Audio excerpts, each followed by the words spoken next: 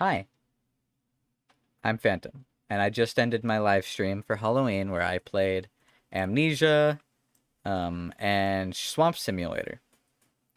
I was going to end it with just that. That was going to be the end of my spooky season, but you know what? I have not done enough spooky to be happy with this being the end of my spooky season. I was going to try and quick catch everybody's attention back and read a creepypasta. Classic online horror.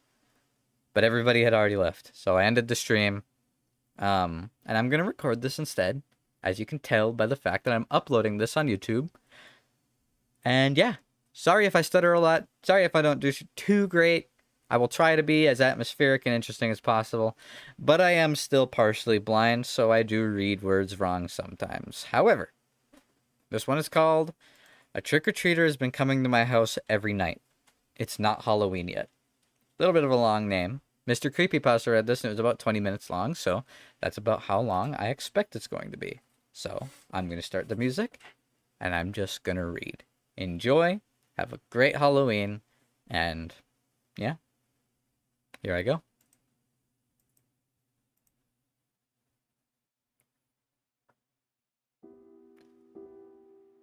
I want to start out by saying that I don't know what this thing is. All I know is that I don't want it around me, and I can guarantee that you wouldn't either. Regarding a brief background, I bought my house recently. Nothing special, just a medium-sized place located in a relatively safe suburb. I have a girlfriend, Lara, but she doesn't live with me for personal reasons. At the moment, I'm here by myself. I'm painting the situation because this is the kind of place where kids would go trick-or-treating. Not some decrepit apartment building, not some house in the middle of nowhere. Right here in suburban America. The first time that it came was 4 days ago, around 9 p.m. I was sitting in my office, working on a document, when I heard a knock at my door and the characteristic little kid voice saying, "Trick or treat." Not some weird demonic tone. It sounded exactly like a regular, upbeat kid. I just brushed it off as some fundraising thing and decided not to open the door. I was extremely busy, after all.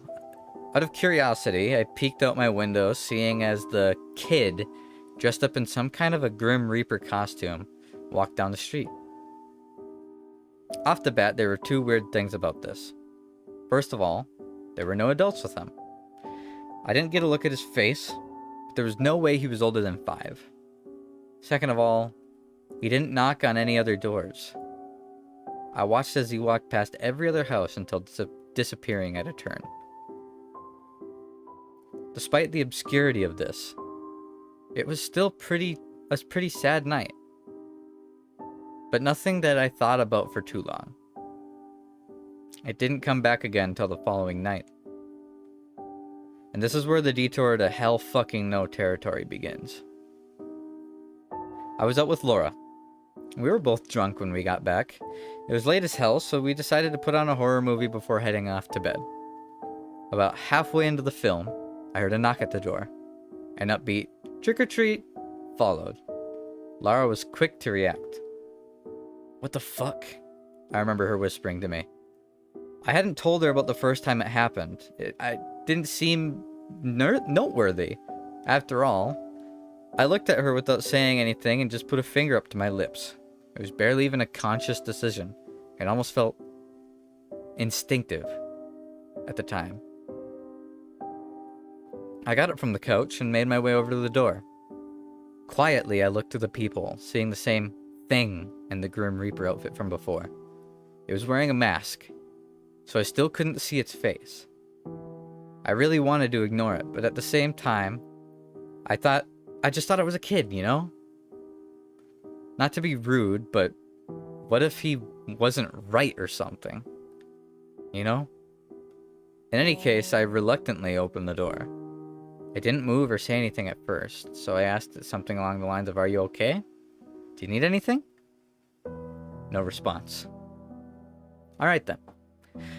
I turned around to face Lara and asked what she was thinking. No response from her either. In fact, she looked horrified. "What's wrong?" "Don't look at it," was her immediate response. Close the fucking door, she screamed. Her sudden outburst made me jump, but I did what she said. What the hell was that? I asked her. She shook her head, still sporting the same horrific expression. I don't know, she said. I looked back to the peephole, but the only thing I saw was the kid walking away. Back towards me. I spent the night trying to convince her to just tell me what she'd seen, but her response was always the same. I don't know.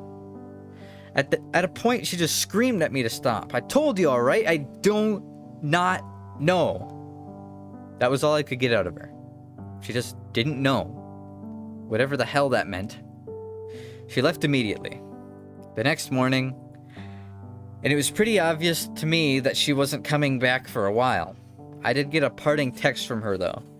If it comes back, don't open the door. Safe to say I was reasonably disturbed. Was she playing a prank on me? Seems rather elaborate, if you ask me. That couldn't be it. She'd never done anything like that before. Besides, she seemed genuinely terrified. But it was the only explanation that I could muster up at the same time. So, I went with it. Whenever I would talk to her about that, she never brought it up. I thought that she was just trying to pretend like she had nothing to do with it and had something bigger planned for me later on. I decided to go along with it as well. The following night came and I mentally prepared myself for anything that she was intending to pull.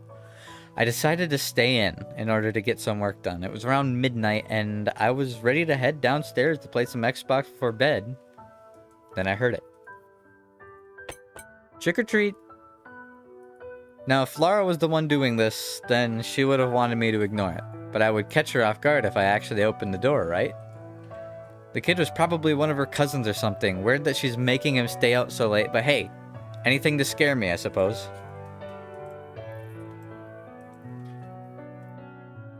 I looked through my peephole, once again seeing the Grim Reaper costume. I forced myself to laugh. What's Laura paying you, kid? I jokingly asked at the door. What a mistake that was. Trick or treat, the statement was repeated, louder this time. It caught me so off guard, but I couldn't place why, and then I thought about it. The words didn't seem to have come from the kid's mouth, but from more of a general area behind him, if you get what I'm saying. It's the best way I can describe it. I didn't react, continuing to look through, having no idea what to anticipate. Trick or treat! It was deafening the third time. I was jolted backwards before scrambling onto the couch. What the hell? I thought to myself. I remained stiff for the next few moments, petrified at whatever the hell was standing at my doorstep. I waited and waited, but nothing happened. I was about to go back up to my room when I saw the police lights flashing outside. They rang my doorbell and started asking me questions. Have you seen anything disturbing recently? Well, I thought some kids are playing a prank on me, but not really.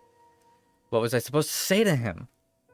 When I asked him why he'd come, he responded by telling me that a neighbor had called in, saying that she'd seen something horrible standing at my door.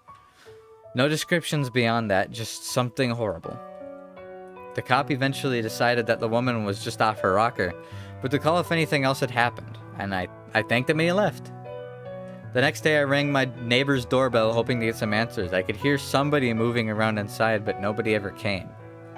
Looks like she didn't want to tell me anything either. I relayed what happened to Laura, and she was understandably shocked. If this was a prank, then there was no way she was going to call it off at this point. This brings me up to yesterday night. I can safely say now that this was never a prank. I was in a cab, coming home, late after a night out at the bar with some work friends. As we pulled up to my house, I was preparing to drunkenly stumble out when the driver said something that froze my blood. Who's standing at your door there? I didn't turn to face what he was referring to. Keep driving, I told him. He started to ask me what was going on, but I cut in immediately. Just keep driving. But the guy just wouldn't fucking go. What do you mean, go? It's some kid. It's almost 1 a.m. What's he doing out here? Look, we have to call some. He stopped mid-sentence. My head was still facing away from whatever the hell was standing at my door, but I could hear the driver's breathing begin to tense. What'd you see? I yelled at him. All that he responded with was incoherent babbling. At moments I could make out no, didn't see in his speech. I dialed 911 and told them what had happened. Well, not exactly what had happened, just something that they would believe. And the driver had gone insane and driven us into a tree. At first, they set their suspicions on me. No surprise there. That premise was wiped out when the driver woke up, babbling the same shit he'd been babbling in the car. Nobody got any answers out of him. He remained in a petrified, incoherent state. They tested him for drugs, alcohol, nothing. Eventually, he was whisked away for some psychological tests. While I was getting treated for my minor head wound, a detective visited me. He told me that there were signs of a break-in at my house. Called in at around 1:30 a.m. The window in my basement had been smashed and the front door had been left wide open. In the morning, I went back and looked everything over. It was indeed a mess. My Xbox and laptop were on the ground, and the cash that I'd hidden in my drawer looked like it'd be thrown across my living room with bills scattered everywhere. But with all that said, nothing had actually been taken. Beyond the window in the basement, nothing really needed to be fixed either.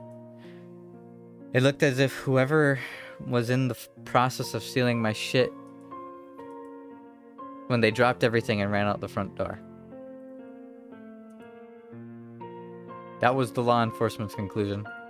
Anyway, not very logical, but logic isn't something that I expected at this point. I have a feeling something else happened. Something far worse.